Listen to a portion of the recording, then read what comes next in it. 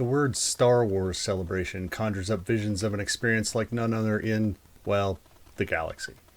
The cultural impact of George Lucas' created franchise cannot be overstated, in addition to its position as one of the seminal cinematic events of the motion picture age. After the 2020 iteration of the celebration event was canceled due to the recent unpleasantness, Disney and Star Wars partnered with ReedPop to hold the event again from the 26th to the 29th of May this year in 2022 in beautiful Anaheim, California. As expected, legions of rebels, Imperials, Mandalorians, and smugglers descended on the beautiful Anaheim Convention Center, ready to celebrate their fandom. But before I continue, I'd like to issue a disclaimer in that I'd never attended a Star Wars Celebration event before. So my frame of reference is that of a regular convention attendee, having covered events, as you know, in Phoenix, Dallas, Las Vegas, Portland, and of course my home event here in Salt Lake City. It turns out that this event, much like San Diego Comic-Con or D23, isn't that kind of event. Sure, they still have row upon row of artists and vendors hawking their wares and feature some guest appearances like any other convention. But whereas regular conventions are geared more toward fan-guest interaction, San Diego Comic-Con has become primarily an industry event designed for labels and studios to pimp upcoming IPs for rabid fan bases. Disney's D23 has always been that kind of event, and is in fact one that I hope to attend in the future. Star Wars Celebration, though, presents itself as more of a normal event, though I wasn't unaware of the fact that there would likely be a high degree of focus on the concurrently premiering Obi-Wan Kenobi series. None of that means there isn't the expectation and reality of guest interaction, mind you. So moving forward, we can agree that my coverage will reflect my expectations along with the realities of how the event performed its various missions. First, let's just talk about how the event came off. And this is your reminder that I always look at these events as a fan first, as an attendee, a paying customer, because that's theoretically who conventions are for, right? Okay. This celebration was run by ReedPop, a well-known brand in the convention business. So it's not like this is some fly-by-night organization. That said, pre-event communication was horrific, in my opinion. Guests weren't announced until very late, within the last 30 days mostly. And details on entry and organization were few and far between. Repeated references to the app, a phrase I am beginning to loathe as it is applied to conventions, by the way, were pointless, as the app didn't go live until the week of the event. Not cool. During the event, or intra-event, if you will, the marked inconsistency of cell service and zero Wi-Fi. Obviously, this is a problem at nearly every event, unless a venue is specifically upgraded to support that load, which the Anaheim Convention Center isn't. Ask the vendors, they'll tell you. But trying to do anything but deal with previously downloaded data, panel schedules, and the like, we'll get to that in a minute. Once you were inside the building, access was sporadic at best. Why is that important? Well, if you want people to use the app for everything, then everything should probably work, don't you think? Speaking of panels, the implementation of what they call the light speed feature to win spots at coveted panels was a shit show. I said it. Nobody, not a single person that I talked to had a good experience with Lightspeed. And it was used for everything from the aforementioned panels to shopping opportunities in the Celebration store show. More later on that, to be able to browse the Funko booth, which was literally a no ticket, no entry scenario all weekend. If you could connect to Lightspeed and refer to my previous discussion of the app, you were treated to a green bar that moved, if it moved, at a glacial pace as you moved up in the waiting list, while being kind enough to tell you what wouldn't be available once you got in. Assuming you waited long enough to get to the actual Lightspeed selection, the convenient drop-down would populate with the options that were left with available times in the case of the store, Funko, and etc. So once you abandoned the pretense of trying to guarantee entry into one of the coveted panels or the Mandalorian experience, which ran all weekend, you could either wander the show floor or take your chances in the good old standby line and hope openings would become available for whatever panel you were shooting for. For the record, camping out and lengthy lines were ostensibly the reason Lightspeed was put in place. So there's that. Speaking of lines, in terms of the omnipresent photo ops, those were scheduled and run by Epic Photo Ops, who are, it seems, the gold standard at events like this. And those ran pretty much on schedule, as Epic runs a session group time slot system, which keeps everything kind of dialed in, provided guests aren't late or oversold. Autographs, on the other hand, also run by Epic. I'm not sure if this is their norm or not, to be honest. They were a complete disaster. For example, I purchased an autograph with Tamira Morrison for Thursday before times had been assigned. No problem.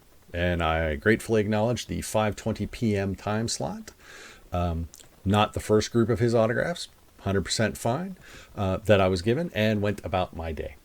So imagine my surprise when, sitting at the Salt Lake Airport Thursday morning at 7 a.m., waiting to board my flight to Anaheim, I got an email informing me that my time, and by extension all of his autograph times, had changed from 5:20 to 12:20, a full 5 hours earlier. Okay, I'm arriving in California at 9-ish. Allow an hour to get to my hotel and drop off luggage. Venue opens at 10 a.m.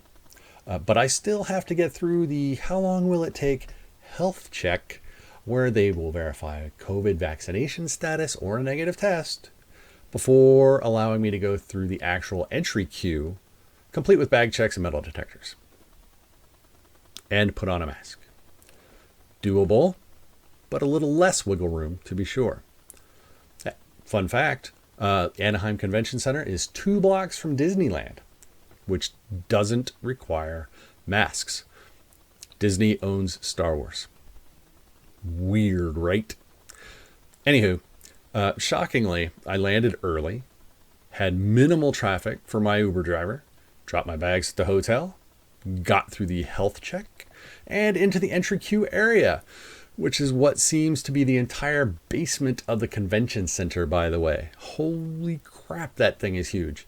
All before 10 a.m. At 10:20, the line starts moving inside. Somehow the only line I need is already full. Full through the overflow area, and has backed into what on Friday would become Ewan McGregor's autograph queue, which not a small area itself, by the way, obviously. Turns out Tamira Morrison is running an hour late or so, after they bumped all his times up 5 hours, mind you. Fun. At 2 p.m., we leave his line, autograph in hand. Overall, not terrible once he showed up to sign stuff. All of that discussion is to make clear that by the next day, autograph times meant nothing. If you had an autograph scheduled for the day, you could basically get in line whenever you wanted and wait it out. So that system didn't really translate from photos to autographs at all this past weekend. But after successfully getting Tamira Morrison's autograph, we decided to gamble on the standby line for the Celebration store show. So, in hopes of returning for a photo op that was scheduled at 4:40. Sounds fairly reasonable. So if the Lightspeed portion of the app was an electronic shit show, then the Celebration Show store was the physical manifestation of that.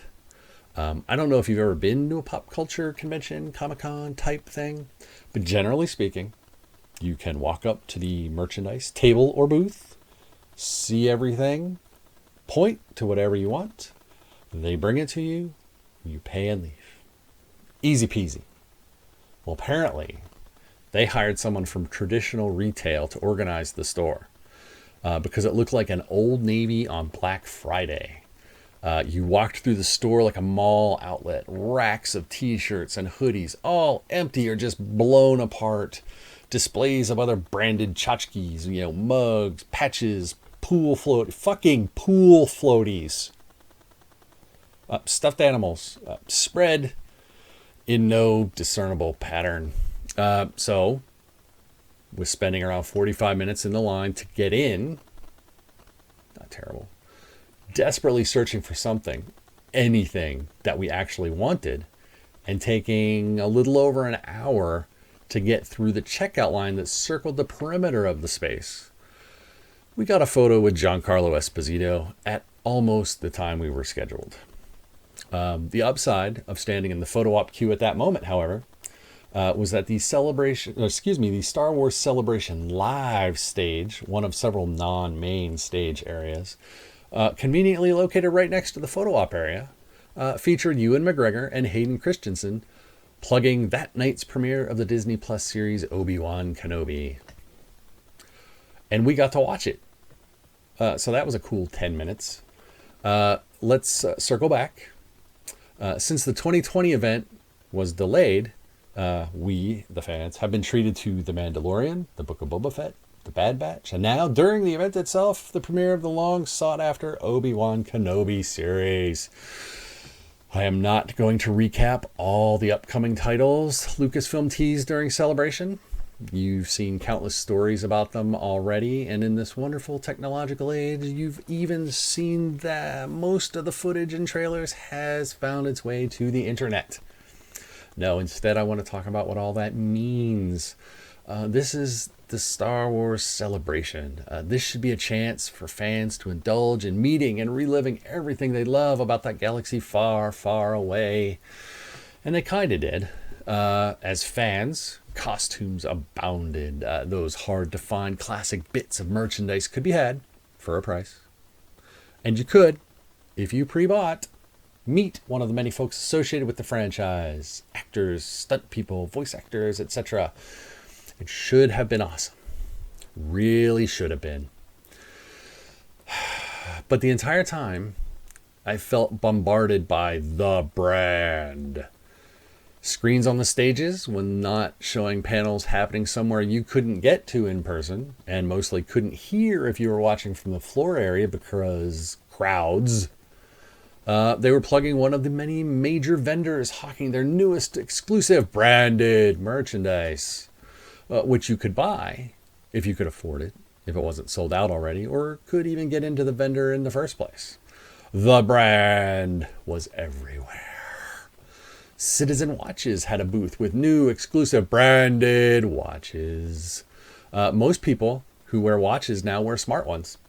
And Citizen is not cheap. Certainly not for showing off your fandom of the brand every day. Look, I love merch. I do. I have entirely too much of it, to be honest. And I picked up one or two things that I wasn't expecting to, but come on. This was actually bordering on ridiculous. I mean, most of the exclusives are probably no longer exclusive or won't be for much longer. Let's not even mention the cottage industry of buying the exclusives and immediately reselling them online at a huge markup. eBay had people selling the free, cheap-ass lanyards branded with Star Wars Celebration 2022 from Box Lunch and the fucking blue cloth Star Wars Celebration 2022 branded wristbands that show you'd made it through the health check. The health check. People were selling those. What the hell, man? Most of the panels weren't about the galaxy that we know and love, but rather they were 10-minute commercial plugs for what was coming up.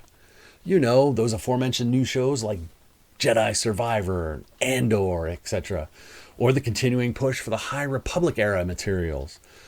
Everything felt like a hard sell on what was next, what you needed to buy, watch, read, consume moving forward, instead of appreciating what has come before, what had earned your love and loyalty and, yes, dollars.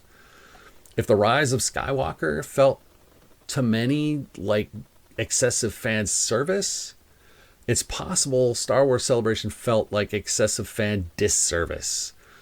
Instead of fans asking, "What have you done for me lately?" it was the studio asking, "What will you do for us next?" George Lucas is widely credited with having created the idea of film branding in 1977. After this weekend, I feel as if I was confronted by the confluence of the long-established Disney marketing machine and the most popular IP in existence. And it's not just me. Countless other folks who've attended multiple celebrations in the past, including a gentleman from Switzerland, say they were less than impressed with this iteration. Not that it simply wasn't as good as previous events, but that they were actively disappointed in it. Some folks outright blamed ReedPop, which surprised me, as, again, my previous experiences with their events was generally pretty good. So I'm not sure where the disconnect is in this instance, but that disconnect is genuine. At least it feels that way to a lot of the fans. Oh, and remember the masks thing I mentioned earlier on? Barely enforced for the first 3 days. And then they made a half-hearted attempt to keep reminding people on Sunday. So there was maybe a 50% success rate on that. The guest list was great. Included Ewan McGregor, Tamir Morrison, Ian McDiarmid. They were all on hand to sign, pose with fans. Though Pedro Pascal and Hayden Christensen managed to show up to surprise, push upcoming materials, but not interact with fans. Plus the voice actors and whatnot. It was a really solid list of folks. I was personally excited to see many of them, though I couldn't possibly have seen everyone I wanted to. And I completely understood why other folks were excited by the other guests.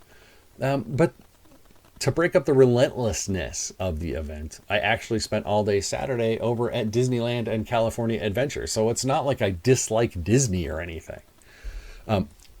By the way, Rise of the Resistance is a pretty fantastic ride, as is the Spider-Man ride on the new Avengers campus. But in the end, Star Wars Celebration and its ilk is for two types of people. Those who want to be the first to know what is coming up, as if this somehow gives them a position of fandom superiority. Or is that phantom superiority in this case?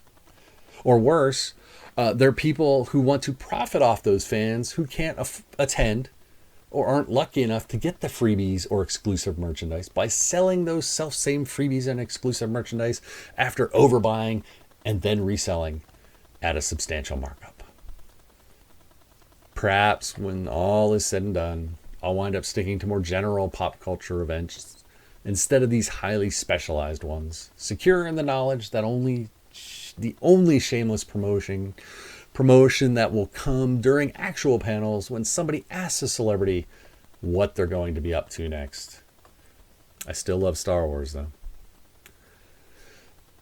Take it easy, everyone.